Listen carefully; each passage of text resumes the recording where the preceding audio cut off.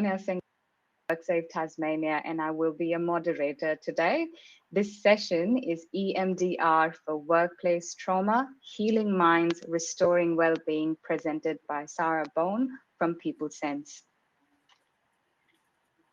In recognition of the deep history and culture of this island, we acknowledge Tasmanian Aboriginal people, the original, the continuing custodians of the land, sea, and sky.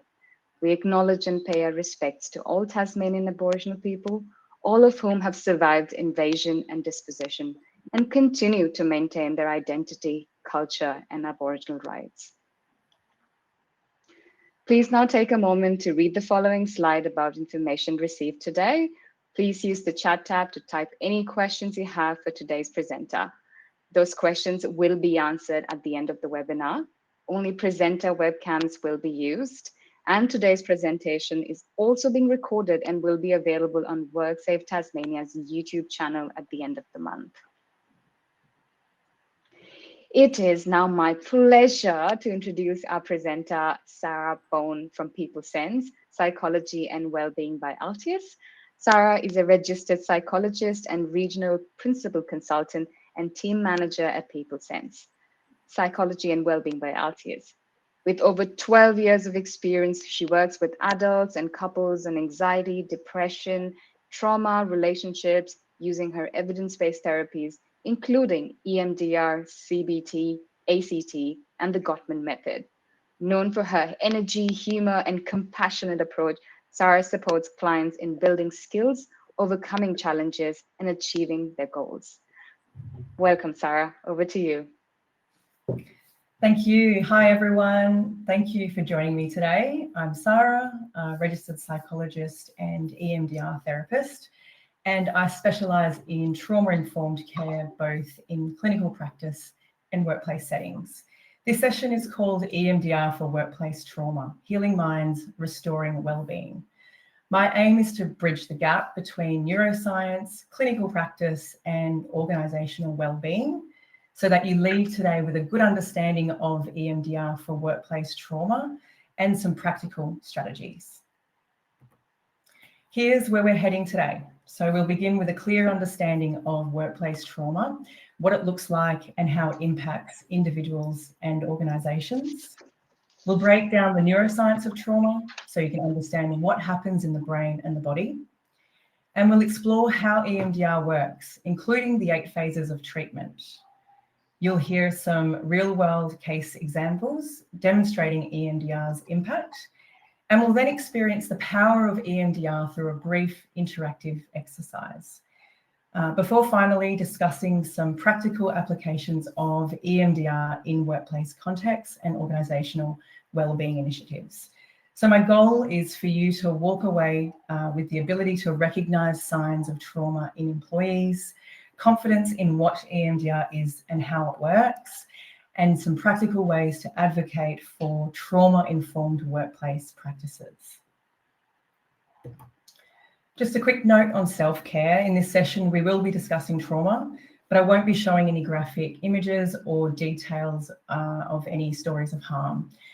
Still, you might notice your own reactions. Feel free, if you need, to step away for a moment and use some grounding techniques such as planting your feet into the ground and just noticing your breath.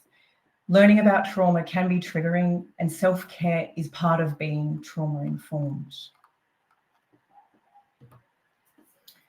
When we talk about trauma in the workplace, most people imagine big catastrophic incidents such as a violent assault or a terrible accident. But trauma is far broader and much more common than that. According to the World Health Organization, trauma is defined as the emotional, cognitive, and physical impact of an event or series of events that overwhelms a person's ability to cope. So it's not just about what happened, it's also about how a person's nervous system experienced it. So 2 employees may go through the same exact event, but their responses can be vastly different because of factors such as their personal history, the context, and their access to social support. So let's now look at the 3 main categories of workplace trauma. So we first have the acute trauma. This is caused by a single overwhelming incident. So examples can include a serious workplace accident, like a fall or machinery malfunction or even a vehicle crash, or a violent or threatening incident like aggression from clients or patients or customers. Or it could include witnessing harm or death in the workplace. So think about emergency responders or construction workers. Acute trauma tends to be easier to recognise because the cause is clear and dramatic.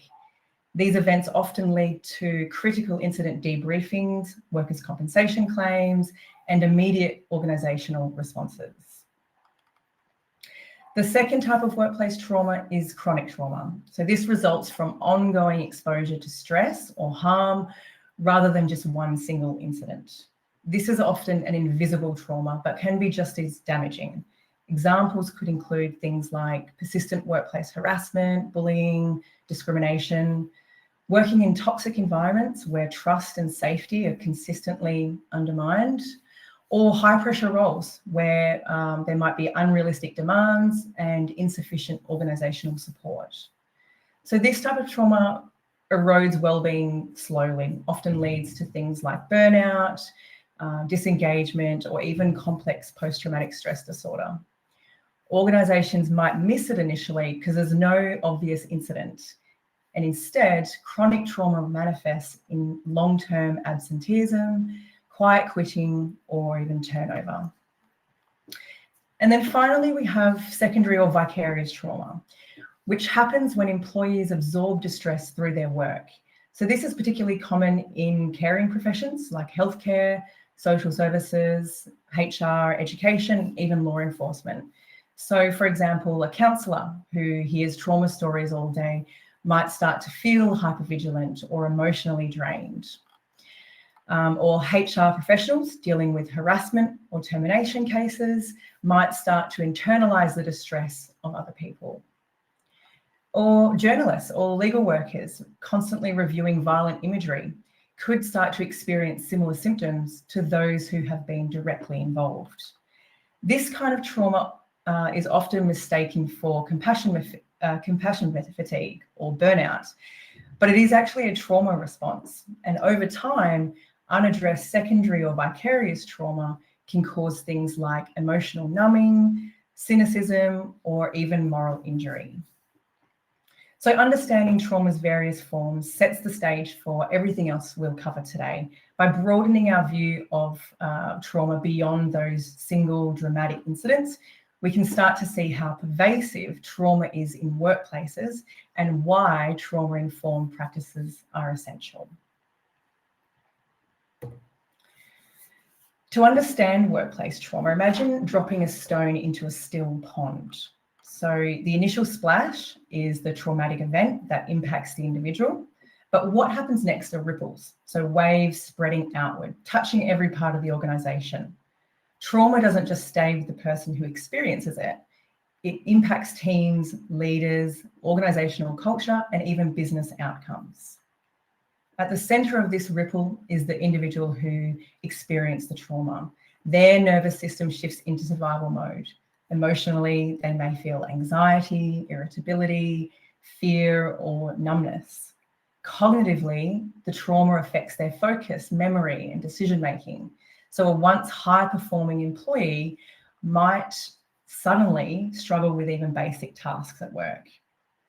Physically, trauma can lead to fatigue, sleep disturbances, chronic pain, or even autoimmune flare-ups. And behaviourally, they might avoid certain tasks, locations, or even people that remind them of the trauma. These changes aren't about weakness or lack of resilience. They're automatic, normal survival responses. And without understanding this, leaders and colleagues may misinterpret symptoms such as these as things like laziness or lack of commitment or incompetence, which then creates shame and further compounds the trauma. So then we move out to the team ripple. When one team member is affected, their entire team feels it. Teams may pick up extra work, leading to resentment or burnout. Colleagues might feel helpless, fearful, or even triggered themselves. And if an organisation doesn't handle incidents well, employees can then lose faith or trust in their leadership.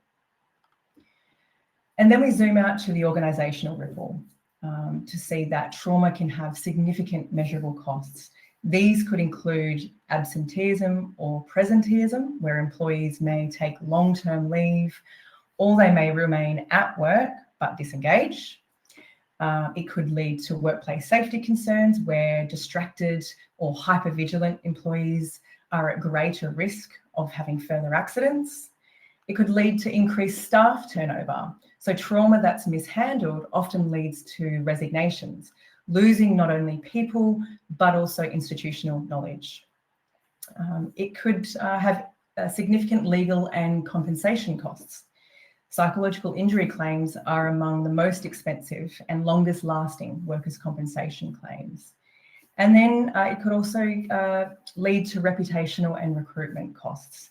So news of unsafe or unsupportive workplaces spreads fast through the industry, hurting future recruitment and client trust. And then finally, we have the cultural ripple, which is perhaps the most overlooked ripple or area of impact.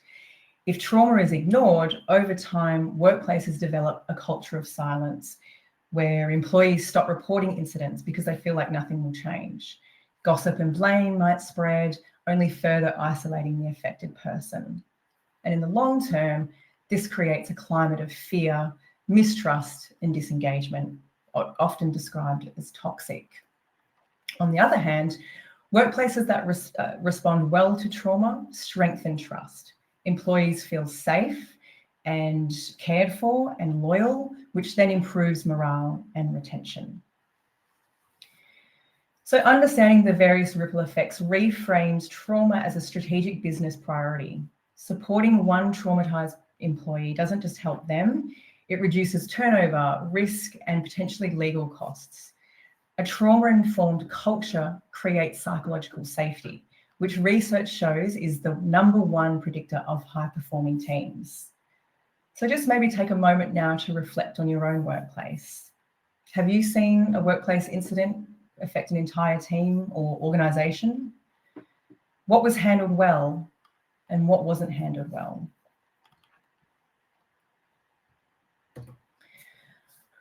Workplace trauma is far more common and costly than many leaders realise. I'd like to take some time now to just zoom out and look at the data to understand the scale of this issue. If we look first at the global context, we see that trauma isn't limited just to frontline or high-risk jobs. A 2021 study in the Journal of Occupational Health Psychology found that up to 60% of workers report experiencing at least one potentially traumatic workplace event in their career. And the World Health Organization identifies workplace stress, harassment, and poor organizational culture as major contributors to mental health conditions globally. And worldwide, burnout is officially now recognised as an occupational phenomenon by the ICD-11, reinforcing that workplaces are key trauma environments. Moving now to Australia. Safe Work Australia in 2023 reported that mental health injury claims are 4 times more expensive than physical injury claims. They require double the recovery time, with a median of 30+ weeks off work compared to approximately 7 weeks for physical injuries. And psychological injury claims make up 9% of all serious workers' compensation claims, and this number is rising annually. The estimated cost of workplace psychological injuries exceeds $12 billion per year. This includes absenteeism, presenteeism, turnover, and claims. And we see that some industries are disproportionately affected by trauma. So we see in healthcare and social assistance that constant exposure to trauma and moral distress results in the highest rates of burnout of all industries. For emergency services and first responders, due to their repeated exposure to critical incidents, PTSD risk rates are around 2 or 3% of the general population. In education, teachers and principals often face bullying, violence, or vicarious trauma from their students. And in corporate or office environments, chronic stress, toxic culture, and covert bullying create a slow burn type of trauma that's harder to detect, but equally as damaging. So when we look at these numbers, workplace trauma really isn't a niche issue. It's a mainstream business risk. Whether your staff are frontline healthcare workers or in corporate offices, unaddressed trauma quickly drains productivity, drives up costs, and harms retention. Understanding what's happening in the brain and body is essential for responding to trauma appropriately because it explains why people can't just get over it. So the brain can be thought of in 3 layers, each playing different roles. So first we have the brainstem, which is the reptilian brain. It's not labelled on this diagram, but it's right down the bottom there, kind of sticking out down the back of our neck. So this controls our breathing, our heart rate, and the automatic survival functions. Then we have the limbic system, otherwise known as the emotional brain. This includes the amygdala and the hippocampus. These areas are responsible for our emotional responses, our memory, and threat detection. And then we have the prefrontal cortex, which is the thinking brain. This part handles reasoning, planning, and impulse control. So when trauma is triggered, we shift away from rational thinking into a survival-driven state. And that's why traumatized individuals often really struggle with focus and problem solving or emotional regulation. So the amygdala can be thought of like a smoke alarm.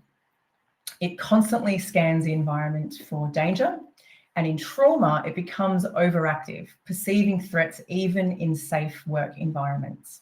This leads to hypervigilance or an exaggerated startle response and anxiety. So imagine a smoke alarm that goes off every time you toast bread. It's overly sensitive and constantly alert. That's what a traumatized amygdala feels like. Then we have the hippocampus. This is the memory processing center. It's responsible for sequencing memories and distinguishing past from present. Exposure to trauma has been shown to shrink the hippocampal volume. This is shown in brain scans, which leads to flashbacks and a sense that the trauma is happening now, not in the past. So this is why trauma memories feel vivid and overwhelming. They've been stored as fragments, such as sounds or smells or sensations, rather than in coherent stories. And then over there we have the prefrontal cortex, so again, the reasoning brain.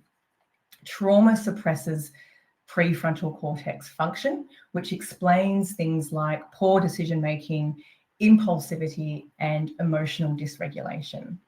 So in workplaces, traumatized individuals might seem irrational or unprofessional, but this is just an automatic biological shutdown response and not within their choice. Trauma also activates the autonomic nervous system. So this includes the fight, flight, freeze, and fawn responses, which are automatic adaptive survival strategies. I'll go into a little more detail about these in a moment, but I just wanted to touch firstly on the role of the body in trauma, as trauma has sort of historically been thought of as an emotional or cognitive issue, but in fact, trauma is also stored in our body as well as the brain. So things like muscle tension, chronic pain, digestive issues, autoimmune conditions, things like that can also all be linked to trauma. And that's why somatic therapies like EMDR therapy or yoga work really well, because they address the body and the nervous system dysregulation, not just an individual's thoughts. And it's also why talk therapy alone may not fully resolve trauma, because trauma, it's not just the memory, it's also a body response. So now that we've explored the brain and the nervous system and the body's role in trauma, the next slide will briefly introduce something called polyvagal theory, which explains the nervous system states in a little more detail and gives us a nice framework for supporting an individual's recovery through EMDR therapy. So polyvagal theory, which was developed by Dr. Stephen Porges, helps explain why trauma, or people who have experienced trauma, respond the way they do, and why certain approaches like EMDR therapy are so effective. So at the centre of polyvagal theory is the vagus nerve, which is our longest cranial nerve, and it runs from the brainstem down through the face, the heart, lungs, into the gut, and it controls things like heart rate, breathing, digestion, and social engagement. A crucial part of the nervous system, the vagus nerve, constantly sends signals between the body and the brain, shaping how safe or threatened we feel in the environment. Porter's work describes 3 key states of the nervous system, sort of like rungs of a ladder. First, we have the ventral vagal state, which is a feeling of being safe and social. This is where we feel calm, connected, and engaged with others. It's characterized by normal digestion and a steady heart rate. And this is where learning, creativity, and healing happen. Then we have the sympathetic state, otherwise known as the fight or flight. This is activated when danger is sensed. Our heart rate increases, our muscles tense, and digestion slows down. And it's characterized by hypervigilance, irritability, and anxiety, so getting us geared up for action. And then we have the dorsal vagal state, which is known as the freeze or shutdown state. So this is the extreme survival state where the body immobilizes. So in animals, this is where they play dead. In humans, it's characterized by dissociation, fatigue, numbness, or zoning out, and can feel like depression or like a feeling of not being present. People who have experienced trauma can sometimes get stuck in the fight, flight, or freeze shutdown states and have trouble regulating. So their nervous system becomes primed for danger, even in safe workplaces. And furthermore, trauma sensitizes the autonomic nervous system, thereby lowering its threshold for perceived danger. So this means that everyday stresses, such as an urgent email or a loud noise, can trigger survival states. So leaders and colleagues may misinterpret this as someone overreacting, but it's actually just the nervous system doing its job too well. So you can kind of think of it like a home alarm system, but in trauma, the sensitivity is turned way up. So even like a gust of wind could set off the alarm. Polyvagal informed practices like EMDR help to recalibrate the alarm system so that people can feel safe and can function again. So now that we've explored the brain and the nervous system, I'd like to introduce eye movement desensitization and reprocessing, or EMDR therapy. This is an evidence-based psychotherapy which has revolutionized trauma treatment worldwide. And it's not just a technique, it's a structured, integrative therapy based on the understanding that the brain is naturally wired to heal, just like the body. But exposure to trauma can block the healing process as the system just gets too overwhelmed. So imagine that trauma is like having a splinter lodged under your skin.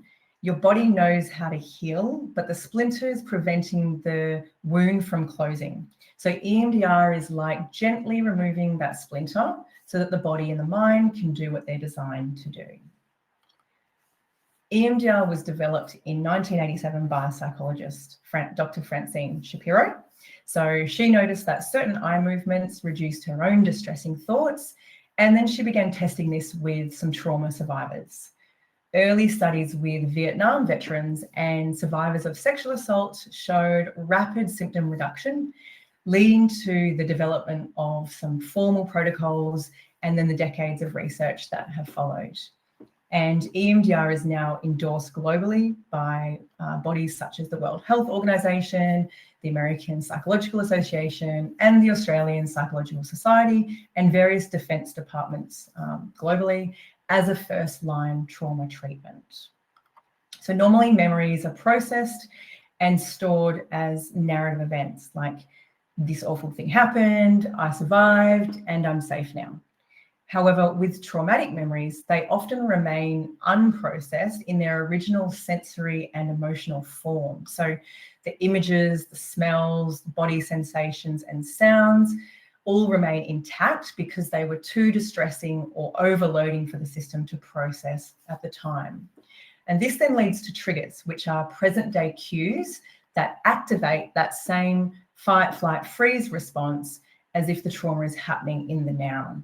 So EMDR effectively helps the brain to reprocess these memories so that they lose their intense emotional charge and can be understood in more an adaptive or meaningful way. So the treatment uses bilateral stimulation, which could be eye movements, various tapping techniques, or alternating tones to engage both hemispheres of the brain while recalling trauma memories.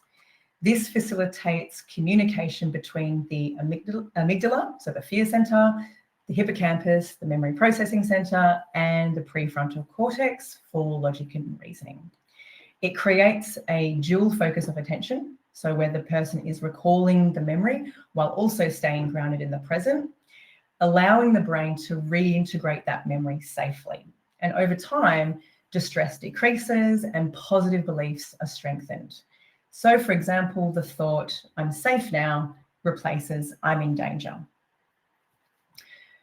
Traditional talk therapy relies really heavily on language and client insight, which can be quite difficult when trauma shuts down the prefrontal cortex. And EMDR works with the body and the nervous system, not just the thoughts, which is why it's effective for deeply embedded trauma. And this approach is also especially helpful for those who struggle to verbalize their trauma experiences, like children or people with language barriers. And beyond PTSD, EMDR is now widely used for other presenting issues such as workplace trauma, bullying or burnout, anxiety, panic, and various phobias, and with first responders, veterans, and frontline staff in high-stress jobs. One of the main reasons EMDR is so effective and safe is that it follows a highly structured 8-phase treatment protocol. These phases are designed to ensure a strong foundation of safety before processing trauma memories to promote safe and long-lasting healing. So let's just go through each one in a little detail. So first we have the history taking and treatment planning phase. So our goal here is to build a comprehensive understanding of the client's history, their trauma experiences, their strengths, and any current challenges. We identify target memories, so the traumas, any adverse experiences, and then create a roadmap for the treatment. So this phase also includes exploration of the client's resources, so their social supports, their coping skills, and also looking for any risks like complex trauma. Phase 2 is about preparation. So our focus here is to teach clients grounding, relaxation, and regulation techniques so that they feel safe and regulated before they start processing. We also explain the EMDR process step by step to empower clients with predictability and control. And we do this because many clients who have experienced trauma fear losing control or being re-traumatized. So this preparation ensures that when trauma is processed, the nervous system has tools to help them stay regulated. Phase 3 is where we help the client identify and measure the specific trauma target for processing in a given session, including the associated images, negative beliefs, emotions, and a desired positive belief. This structured assessment ensures that the treatment is data-driven, and so that progress can be measured both during the session, but also from session to session. Then we move into phase 4, which is desensitization. So this is the core of EMDR. This is where we have clients focus on the selected target memory while experiencing bilateral stimulation, so through eye movements, tapping or tones. And this allows the memory to effectively become unstuck and integrated into the present, thereby reducing its emotional charge and distress. It's like taking a ball of tangled yarn and slowly untangling it. Then phase 5 is the installation. So once the stress has decreased, we help the client then strengthen their chosen positive belief. So for example, "I'm safe now" replaces "I'm still in danger." This step helps to rewire the brain so that the trauma memories are no longer associated with fear, but with empowerment and resolution. And with EMDR, we're not just sort of removing the pain, but we're also installing resilience with the client. And then phase 6 is the body scan. So we have the client hold their positive belief while scanning the body for any remaining tension or discomfort. As trauma is often stored in the body, any residual sensations can indicate that the processing is incomplete. So we'll continue the bilateral stimulation until they feel relaxed and clear. And this then ensures that the healing isn't just cognitive, but also embodied. Phase 7 is the closure phase. So every session ends with a grounding exercise, and this helps to ensure emotional stability. Clients then leave the session feeling safe, even if the processing has not been completed. And this phase also makes EMDR a practical approach for employees who have to return to work after sessions, so that they won't leave the session feeling completely destabilised. Phase 8 is the re-evaluation phase, which actually happens at the start of the next session. And it's where we check, does the target memory still feel neutral? Are there any related memories or triggers that have come up that we need to address? And is the positive belief still feeling strong? So this part of the process ensures that lasting change occurs rather than just a temporary relief of symptoms. EMDR is now one of the most researched trauma therapies in the world, and its success is backed by decades of neuroscience and clinical trials. So since its development in 1987, there have been more than 30 randomized controlled trials and numerous meta-analyses. Evidence supports EMDR's effectiveness, not just for PTSD, but for things like complex trauma, grief, depression, chronic pain, and other somatic conditions. It's been shown to be as effective or more effective in some cases than trauma-focused cognitive behaviour therapy, and often requires fewer sessions, so an average of around 6 to 12 sessions for a single incident trauma. Clients often experience rapid symptom reduction even after years of suffering, and it works really well for those people who have difficulty verbalizing their trauma because it relies less on talking and more on processing. fMRI studies have shown that EMDR reduces activation of the fear circuits in the brain while strengthening the prefrontal cortex, allowing for better emotional regulation. And studies show that research on EMDR's workplace applications continues to grow. So it can lead to faster return to work timelines, fewer compensation claims, and improved just general resilience among staff. Trauma therapy is often misunderstood as a long-term, expensive, and quite difficult to access therapy. But EMDR really challenges this. It's structured, it's time limited, and it's globally validated as an effective treatment approach.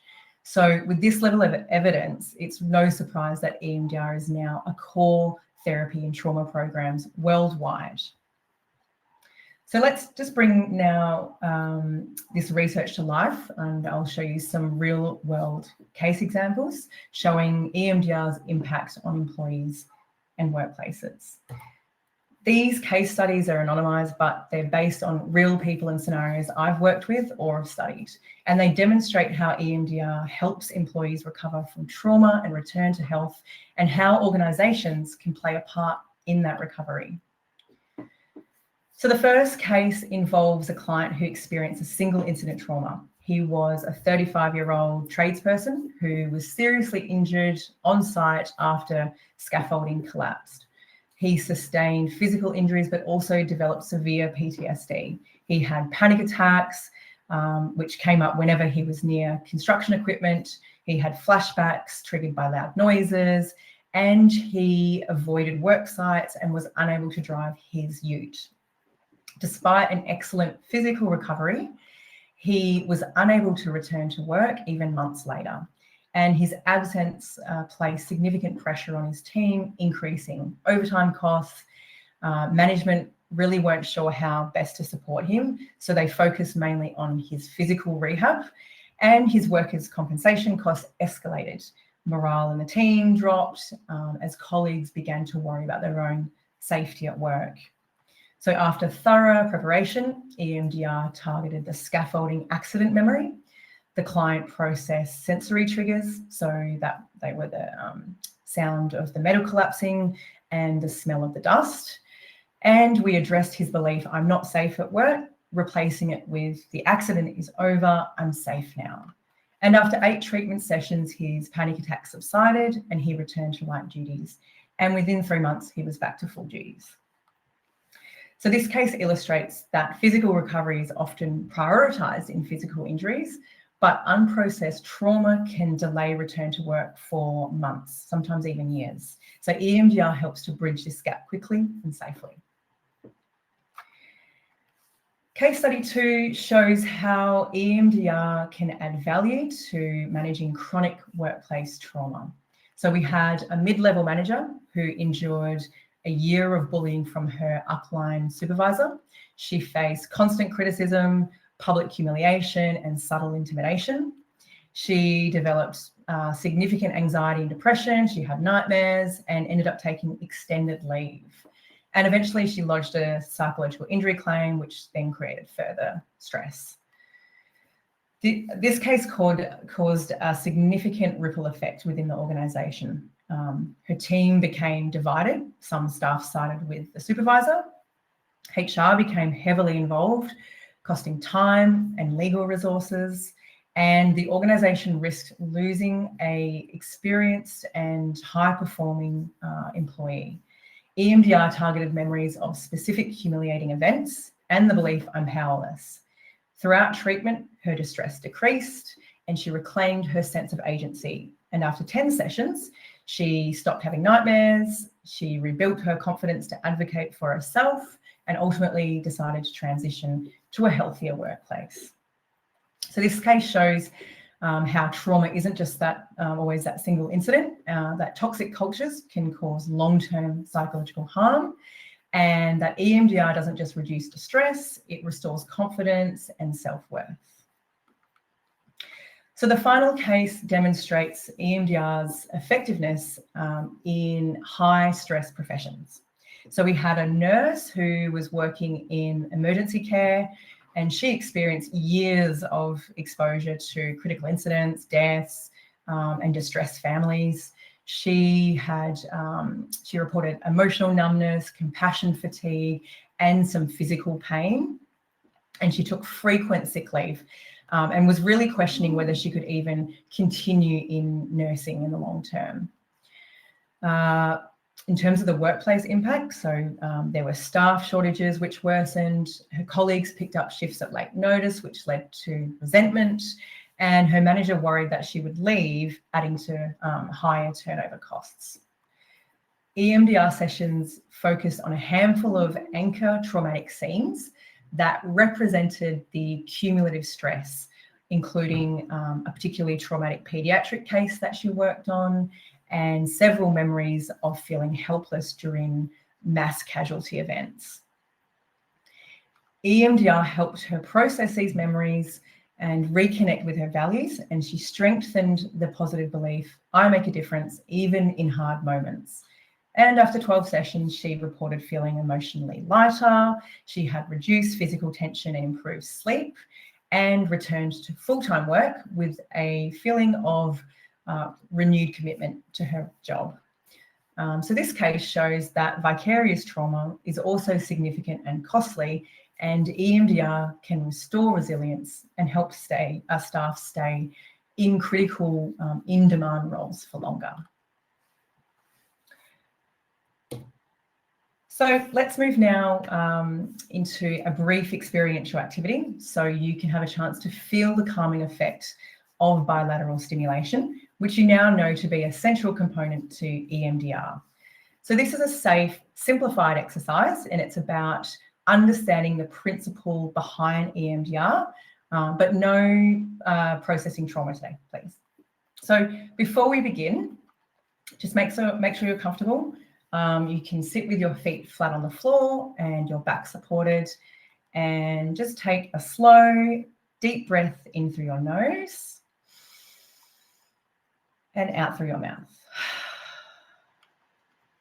So remember, in EMDR therapy, clients recall distressing memories while engaging in methods of bilateral stimulation. This allows the brain to reprocess and integrate traumatic memories, reducing their emotional intensity. For this demonstration, we'll focus only on the self-regulation aspect to calm the nervous system. We're going to use a simple bilateral tapping technique so that you can understand the impact. And actually, this technique is also good for a grounding or stress management tool that you can use in everyday life as well. So I'll get you to, you just cross your arms over your chest like so, placing your hands on your shoulders. And we call this a butterfly hug. And so what you do is you just gently tap your right hand and your left, alternating at a slow, steady pace, like so. And you just want to keep your taps light and rhythmic and soothing. As you do this, just bring to mind a calm or neutral memory, maybe the beach, a garden, or a time that you felt completely safe. And as you tap, just focus on your breathing. So you want to breathe slowly and deeply.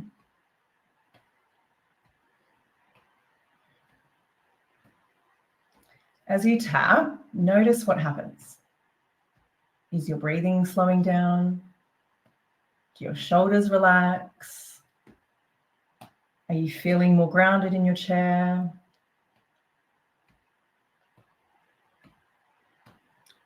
If your mind wanders, just gently bring it back to the breathing and tapping.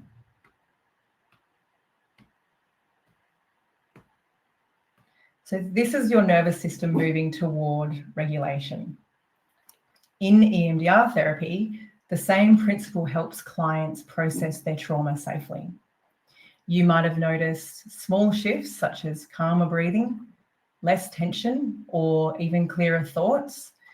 And so clients will typically do this, or sets of this, for about 30 to 45 seconds, up to an hour or more during a standard reprocessing session. So hopefully this, even this sort of brief exercise, demonstrated to you how bilateral stimulation supports nervous system regulation. And even outside of therapy, this technique can be used as a nice grounding tool before difficult meetings or presentations, or during any moments of stress or overwhelm. So we've seen how trauma affects individuals and organisations, and how EMDR can heal trauma. But how do we actually integrate this understanding into workplaces? So the next two slides will outline how organisations can begin to embed trauma-informed principles and support staff through access to EMDR and other mental health resources. Integration starts at the systems level in creating trauma-informed policies. And to do this, organisations should embed psychological safety policies through implementing zero tolerance for harassment and bullying, and clear reporting channels that are safe and confidential. Organisations could also include mental health provisions into their policies, including paid time off, for therapy following critical incidents, or flexible scheduling for recovery and attendance of medical appointments. They could also integrate trauma-informed support into return to work plans, and develop trauma debriefing guidelines on how to respond after incidents without re-traumatizing employees. Number two, organisations should partner with EAP and workplace wellbeing providers, such as PeopleSense, that employ EMDR-trained therapists or specialise in trauma-informed care. They can build referral pathways for staff who need specialised treatment, and establish rapid access for first responders, healthcare workers, and other high-risk roles. Organisations can also negotiate corporate packages with their wellbeing provider for access to urgent trauma care, especially in industries prone to trauma. Number 3, organisations should train leaders and HR staff to spot early signs of trauma like absenteeism, hypervigilance or disengagement, to have empathetic conversations without minimising or pathologising, and to understand referral pathways and confidentiality, and model self-regulation and psychological safety. Number 4, organisations need to build a psychologically safe culture. Psychological safety means employees feel safe to speak up without fear of retaliation. Organisations should encourage openness about mental health at all levels of leadership, and they should celebrate and support employees who seek therapy and create peer support networks for high-stress teams. They could also adopt a check-in culture during meetings, like a brief emotional pulse check. Number 5, proactive trauma response plans could include setting up a critical incident response protocol that also includes EMDR access, such as pre-arranged clinicians for on-site or telehealth sessions, and structured follow-ups for major incidents, not just one-time debriefs. So, for example, in healthcare, managers could schedule sessions with their wellbeing provider that could include access to EMDR for staff who have been involved in distressing cases before their symptoms escalate. And number 6, rather than reactive mental health care, organisations could consider integrating access to EMDR into preventative organisational wellbeing strategies by offering access to EMDR as part of an executive wellbeing package to prevent burnout, or provide EMDR for staff exposed to secondary trauma like journalists, HR and social services. So we've covered quite a bit today, from the neuroscience of trauma and EMDR process to some practical integration strategies. Let me just summarise the key messages I'd love for you to take out of this session. So number 1 is that trauma is a biological response, not a personal weakness. It fundamentally changes the brain and nervous system, making emotional regulation and concentration difficult. And it's not a failure of resilience, it's a normal survival response to overwhelming events. And recognising this reframes employee challenges. Instead of asking what's wrong with them, we can ask what happened to them and how can we help. Takeaway number 2 is EMDR is a safe, evidence-based and efficient therapy. It's one of the most researched trauma treatments in the world.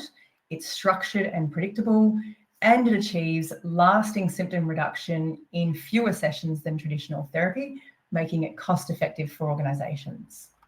Number 3 is trauma-informed workplaces drive performance and retention.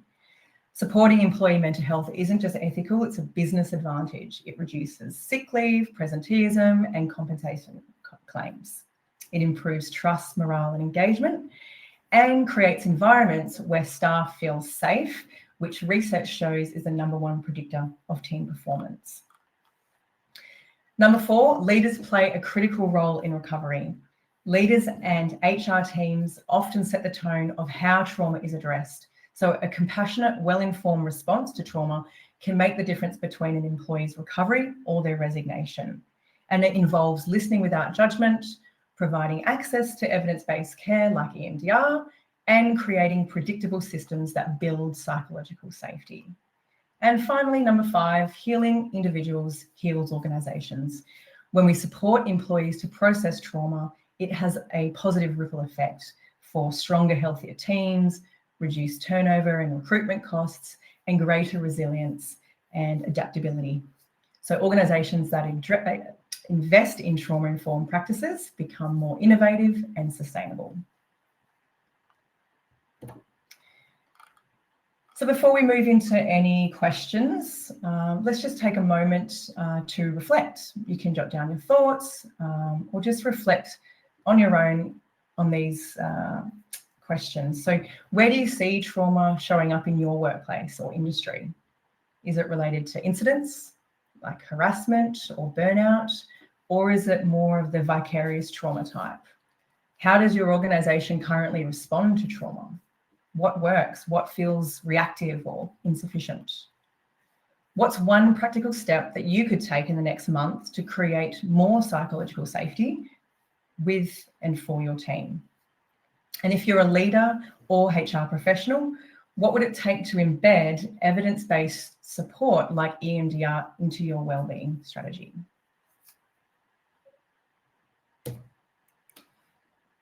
Okay. If you have any questions, please feel free to pop them into the chat box.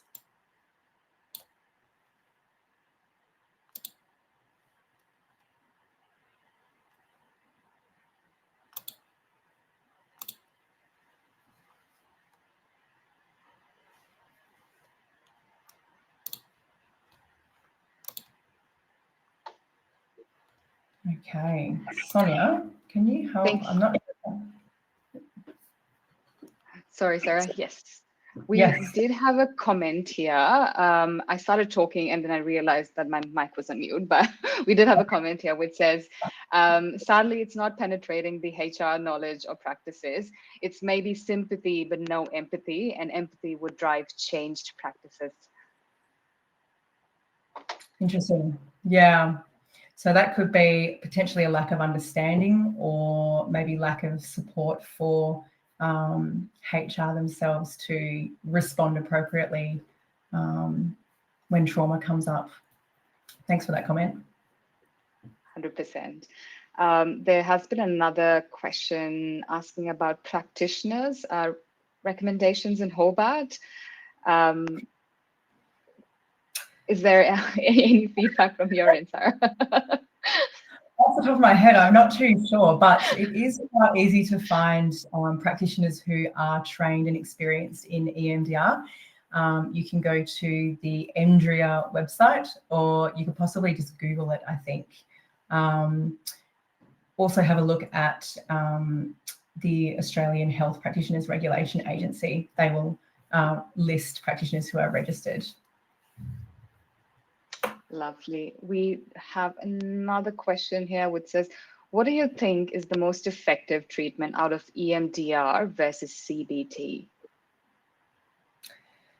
Well, it depends on a lot of things, including the client and their preferences, other various factors, probably the therapist as well. I know my preference is for EMDR, so I find that I achieve better outcomes with EMDR, but CBT is sort of also a gold standard for trauma treatment. So it's also been shown to be very effective. I like EMDR, as I mentioned earlier, because there's not as much reliant on talking. So the client is able to process their trauma without having to necessarily explain and kind of go over it and verbalize it, which can be supportive. Thank you, Sarah. On EMDR, there is another one which says that, is EMDR offered as part of a EAP service? Well, it is at PeopleSense. We are huge believers in EMDR, so we regularly run group-wide trainings with our practitioners. We also have staff who go on to do more advanced training in EMDR. I can't speak to other EAP providers, but it certainly should be, in my opinion. And there is one which says, is there a contact to have this conference available for a large organization that is having regular sessions of what you have done today? Is that a question for me? Sorry, where is that one? It's just right under the question mark saying 9. So essentially, I think. And so I'll a little later on, before we end up, I'll provide some contact details if anyone wants to get in touch and discuss further. But yeah, this is, we run wellbeing programs for small to large organisations that includes access to EMDR in its various forms. So that's definitely achievable. Lovely. That speaks to your presentation, Sarah. There's one that says, finding safety within a team is tricky, agreed, especially when your supervisor is in your team with whom you don't feel safe. I have accessed an external supervisor which works better. Do you use eye movement as well as tapping? ? I do. I use all forms. So I do EMDR both in person and via telehealth. So it largely depends on the client's preference. all forms of bilateral stimulation have been shown to be effective. So we do a little bit of testing with the client before we move into the treatment to see what they prefer. But yeah, I use all three modes in my practice. Lovely. There's one which says it's quite difficult to find an EAP provider with trained trauma practitioners. Most offerings are at a counselor, social worker sort of a level. The ability for collaboration is extremely restricted due to confidentiality and privacy laws. Even with employee permissions, most EAP still will not engage. Well, that's true. There are client confidentiality considerations. I guess in other settings like the insurance space, it's a little different. There's certainly more room for collaboration within EAP. It is obviously up to the client if and how much the workplace is involved. Yeah. But I will say, particularly at People Sense, most of our practitioners are psychologists. We have a national team of about 150. So I don't know, I can't speak to other providers, but certainly a large percentage of our team are EMDR practitioners trained in working with trauma. But I'm sorry to hear it's been so hard to find support. That's a shame. The next one is more of a comment. It says, this would be great for hospital staff to have access and knowledge distributed regularly. And yeah, agree. Absolutely. Yeah. One of the highest risk environments, not just, they sort of cover those all three areas of trauma, right? They've got their single incident events. They've got the slow burn of like just taking on stress of their clients and the people they're working with, and then potentially, you know, the toxic kind of work environment, depending on the particular workplace. So yeah, I agree. 100% here. The next question says, is there an optimal window for initiating EMDR therapy following a traumatic event? How does the timing, whether days, weeks, or years post-trauma, affect the therapy's effectiveness and duration? Specifically, does a longer delay between the trauma and the start of the EMDR typically result in a longer or a more complex therapeutic process? I'm not too familiar with that research, as in comparing outcomes depending on when treatment is initiated. I have seen that look, EMDR can be effective no matter when it started, even after years of suffering. There's actually newer research now that's showing us that we can do EMDR in as little as, you know, a couple of weeks after an incident. So we used to kind of there used to be, I guess, a window of time where you wouldn't start EMDR because you want to allow kind of natural processing to occur. But newer research is certainly supporting kind of getting started much earlier as more of a sort of a preventative strategy. And I think the next one kind of touches upon what you just mentioned, Sarah, which is, what is the maximum time frame for an EMDR session for a worker to return to their pre-injury capacity? Like the number of sessions? I reckon, yeah, like I think it's more about the time frame of the sessions. Yeah, it's hard to say. It really depends on the individual case. Sometimes for like a single incident, we can see significant change within sort of 5-6 sessions.